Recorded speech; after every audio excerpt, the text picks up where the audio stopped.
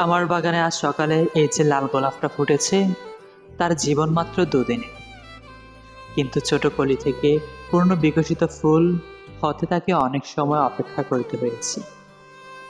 গাছ থেকে রস সঞ্চয় করে করে তিলে তিলে নিজেকে গড়ে তুলতে হয়েছে। এখন সে আমার বাগানের সৌন্দর্য ও সৌরভ, আমার উদ্যানের গর্ব ও গৌরব। অথচ আমার কাছে তার কোনো দাবি নেই, কারো সাথে তার চাওয়া পাওয়ার হিসেব নেই।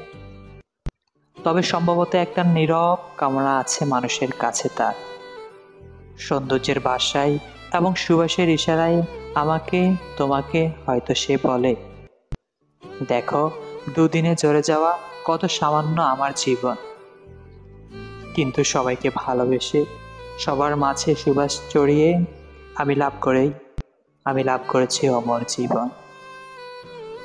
হে মানুষ, তুমি তো আল্লাহর প্রিয়তম সৃষ্টি, তুমিও আমার মতো হও, জ্ঞানের আলোতে চারিদিক আলোকিত করো, গুণের সুবাসে জগৎ সুরভিত করো। তাহলে তুমিও লাভ করবে অমর জীবন, তাহলে তুমিও লাভ করবে অমর জীবন।